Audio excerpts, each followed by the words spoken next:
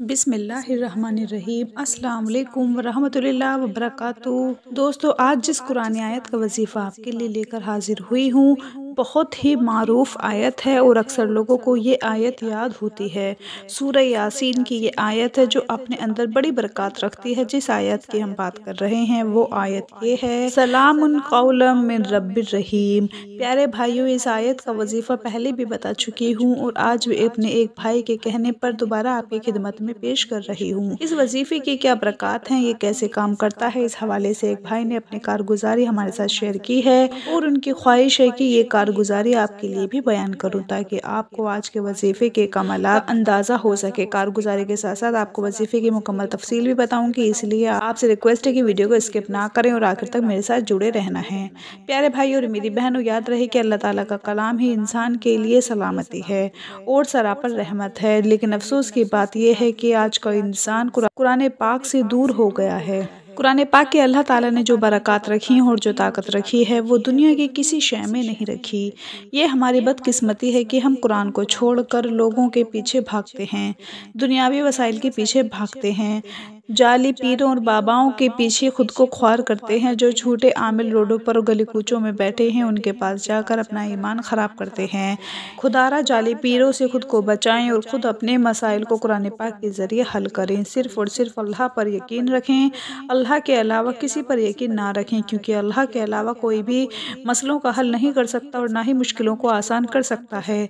मुश्किल खुशा और हाजत रवा ज़ात एक ही है और वो है अल्लाह की ज़ात। अगर आप कुरानी वज़ाइफ को पूरे यकीन के साथ कर लें तो यकीन जानिए आपको किसी के पास जाने की ज़रूरत नहीं होगी, बल्कि जो लोग हर जगह से मायूस होकर लौटते हैं उनको भी इन्हीं कुरानी वज़ाइफ से फ़ायदा हासिल होता है। तो आज का इस वजीफ़े को अपनी बड़ी से बड़ी परेशानी में करें, इंशाअल्लाह आपकी परेशानी दूर होगी, हर तरह की बीमारी ख़त्म होगी और जादू जिन्नात से भी आपको छुटकारा हासिल होगा। वजीफ़े का तफसीली तरीका बताने से पहले आपको अपने भाई की कारगुजारी सुनाती हूँ, ये कारगुजारी सुन लीजिए। ये भाई अपने मैसेज में ये लिखते हैं, मोहतरम इस्लामिक दुनिया, अस्सलाम वालेकुम। अल्लाह की ज़ात आपको सदा सलामत और आबाद रखे। इस्लामिक दुनिया, हमारे घर में जादू जिन्नात का बहुत ज़्यादा मसला था जिसका मेरे छोटे भाई पर बहुत गहरा असर था। उसको दौरे पड़ते थे, वो घंटों उसी तकलीफ़ में मुब्तला रहता था। घर में बीमारियों ने डेरे डाल रखे थे। हमने इन मसाइल के हल के लिए दर बदर ठोकरें खाई मगर फ़ायदा ना हुआ।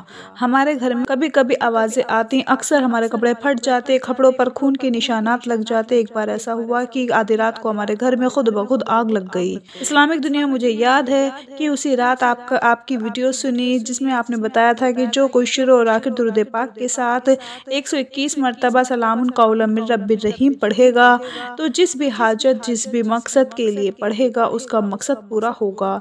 बीमारी के लिए पढ़े तो बीमारी ख़त्म होगी, इल्म में इजाफा होगा। दुश्मन के खौफ के लिए पढ़ेगा तो खौफ दूर होगा और दुश्मन की ज़ुबान बंदी होगी। अगर कोई आप पर जादू और तावीज़ कर रहा है तो वो ख़त्म हो जाएगा। इस अमल के करने से हमें बहुत ज़्यादा फ़ायदा हासिल हुआ। हमारी ख़ानदानी दुश्मनियाँ थी, हमारे दुश्मन काफ़ी कमज़ोर थे मगर वो हमेशा जादू के ज़रिए हमें नुकसान पहुँचाते थे, हम पर तरह तरह की बीमारियाँ मुसल्लत करते थे।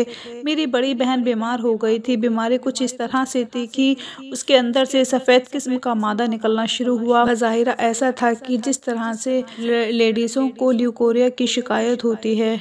मैंने लेडीज़ डॉक्टर को दिखाया तो बीमारी कम होने की बजाय और बढ़ती गई। साथ साथ खारिश और बदबू आना शुरू हो गई। सारी सारी रात मेरी बहन खारिश की वजह से सो नहीं सकती थी। मैंने लेडी डॉक्टर, कोई हकीम तक नहीं छोड़ा मगर फ़ायदा ना हुआ। मेरी बहन सिवाय दूध के सिवा कोई चीज़ नहीं खा सकती थी, ना पी सकती थी। गोश्त, झूठा, कुछ भी, कोई भी चीज़ ताकत वाली खा ले तो बीमारी और भी बढ़ जाती। चिड़चिड़ी सी हो गई थी, सूख कर कांटा बन गई। बाल इतने लंबे थे वो भी सारे उतर गए। सारे जिस्म और मुँह पर दाने निकलना शुरू हो गए।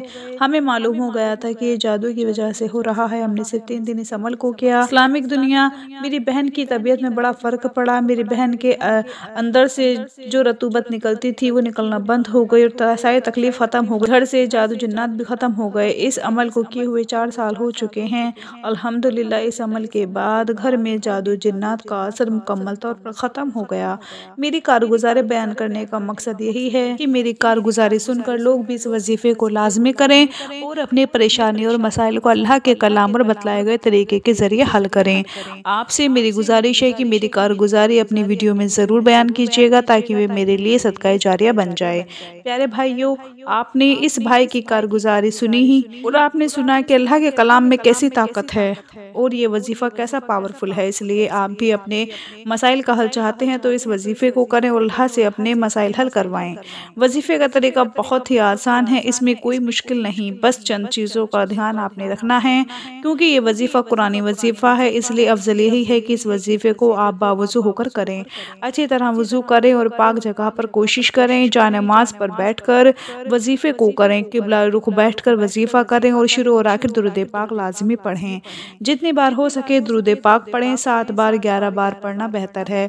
इसके बाद 121 मरतबा ये आयत सलामुन कौलन मिन रब्बिर रहीम पढ़ें और आखिर में दुरूद पाक पढ़कर सर सजदे में रखकर खूब रो रो कर गिड़गिड़ा कर अल्लाह से दुआ मांगे। इंशाअल्लाह बड़ी से बड़ी परेशानी दूर होगी, बड़े से बड़ा मसला हल होगा, जो मांगेंगे मिलेगा। प्यारे भाई और मेरी बहनों, एक बात याद रहे कि जो भी वजीफ़ा करें उसके लिए ज़रूरी है कि नमाज की पाबंदी लाजमी करें। और दूसरी अहम बात, जो रिस्क खाते हैं और पीते हैं उसको ज़रूर देखें कि वो हलाल होना चाहिए।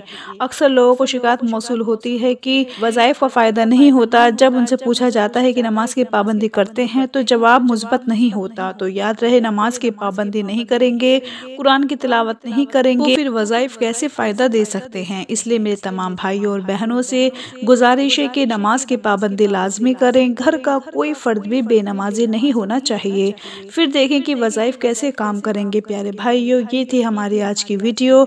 इसे आपने सदका जारिया की नियत से शेयर ज़रूर करना है। अपना बहुत सारा ख्याल रखें, अपनी दुआओं में याद रखें, 5 वक्त की नमाज़ पढ़ें। अल्लाह हाफिज़।